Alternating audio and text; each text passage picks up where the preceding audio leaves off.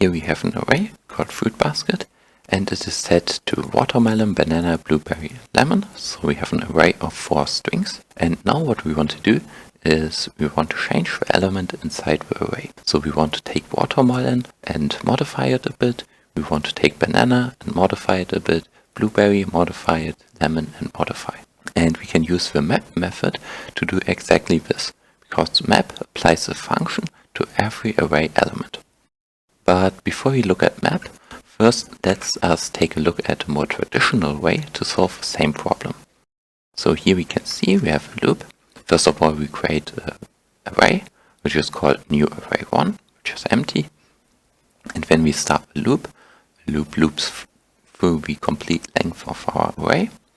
And when we take our empty array, which is called new array 1, and we use the .push method, and we push into it with text called food, and then we concatenate this with all of the elements of our array. Inside these rectangular brackets, it always chooses the index number, and because I starts at 0 and I increases every time the loop loops, we get all of the elements as an individual output.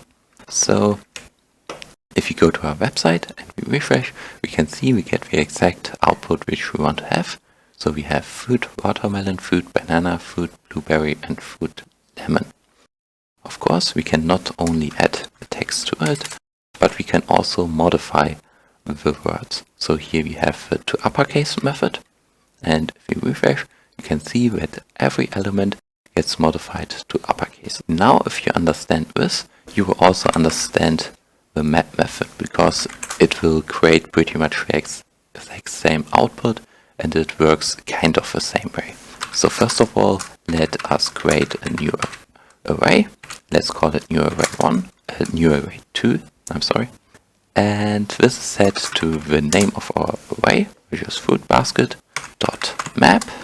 And now inside these parentheses we put a function, and we call it my nice function. And of course we first need to create this my nice function, so we do this with the function keyword. So we have function, my nice function, parentheses and curly brackets. And now inside our function we want to have return. Let's recreate the same output. So return, we get some text of food, and we concatenate this with the parameter, which we first have to set inside the parentheses of the function. So let's say we call it parameter 1. Of course, you can call it whatever you want. So we concatenate this, and now if we go to our website and we refresh, you see that we are missing a console.log, because without a console.log we don't get any kind of output.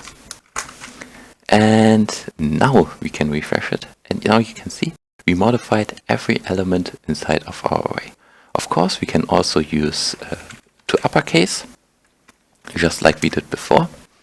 So let us copy this to uppercase method, and we have parameter 1 to uppercase, and we can refresh. Now you can see we get the output which we want to have. So to explain this whole thing, map pretty much loops through every element of our array. So the first thing it does is it runs the function and it sets parameter 1 to watermelon.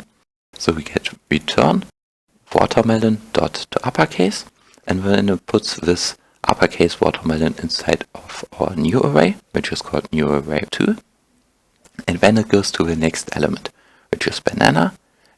It sets parameter 1 to banana, and it returns banana dot to uppercase. Then it goes to blueberry and does the same thing. So parameter 1 gets to set to blueberry, and then we get return blueberry dot uppercase. And then, of course, last but not least, it sets parameter 1 to lemon, and we get lemon dot to uppercase. And then it puts all of these elements into our new array 2, and then, because we console.log this whole thing out, we get this output. And now the beautiful thing with the map method is that we can write it in a way shorter way. So here you see we created an external function, but we can do all of it inside the parentheses. So let's call this whole thing new array 3. And now inside the parentheses we can put an arrow key function. So we first have to create the parameter 1. Then we have this arrow key symbol, which does the same as an external function, but it's a topic for its own video. But for now, just keep in mind that we can use this arrow key function to create a function which is way smaller and which doesn't have a name. So now let's just copy this. So we get, yes, that's the whole thing, that's the whole function that we need. And now, of course, we can refresh. You can see we get the exact same output in just one single line of code. So we don't need to have a big external function. We also need to have any kind of big loop, but we can have it all just with a method and one line of code. Let's also do a second example. Let's say we want to uppercase once again. So we can write to uppercase and we comment out the food.